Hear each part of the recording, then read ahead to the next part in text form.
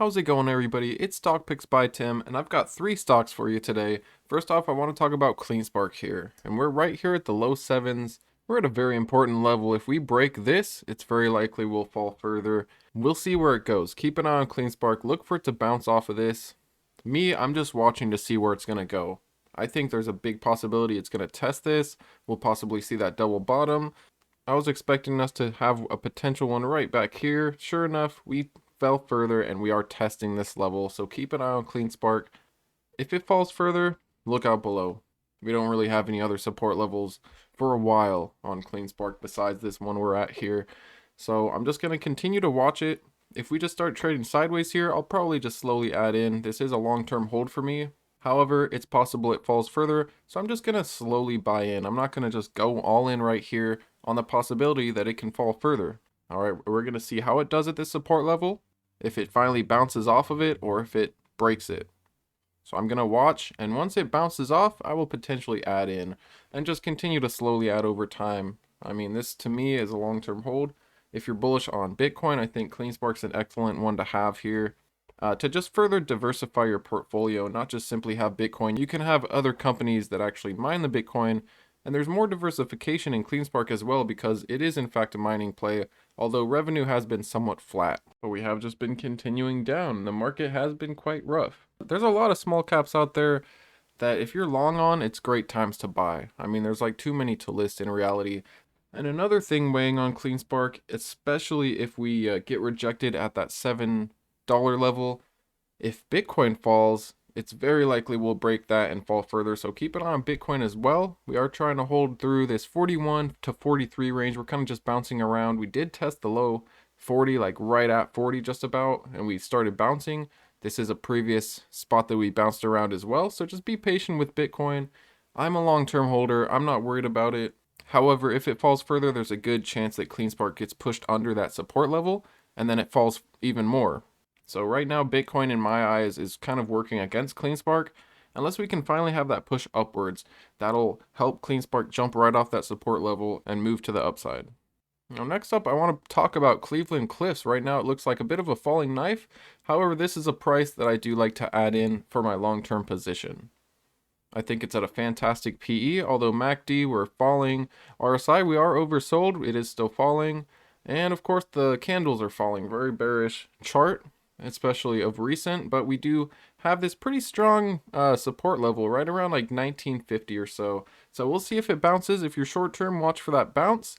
If you're long term, it's a great time to continue to just average in on Cleveland Cliffs, in my opinion, and I think it's going to do great in 2022.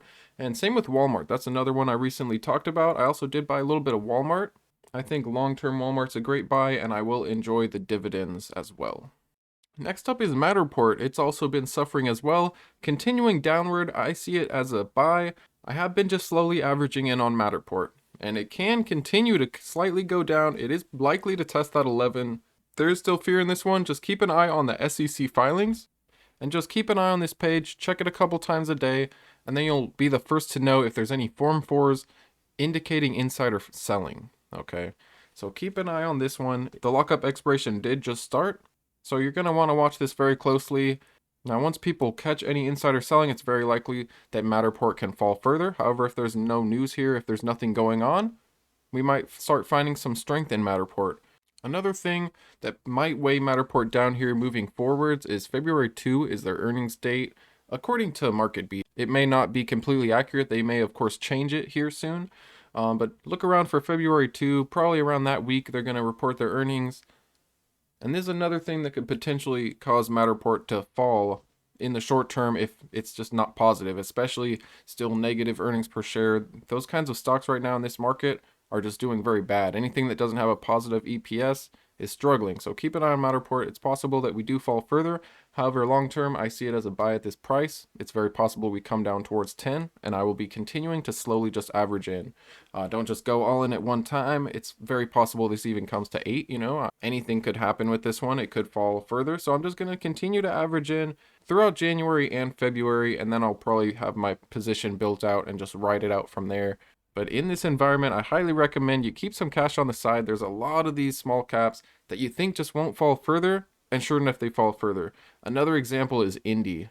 And here's India on the chart. We did have this $12 support level. We broke that, came back up, tried to hold it. It turned into a resistance. We fell further, and then we were trying to hold 10, broke 10, tried to hold 9 for just a second, broke 9, and now we're in the 8s. So I do like India at this price. I'm going to continue to buy, but just be aware. You think something won't go further, it's very possible that it does.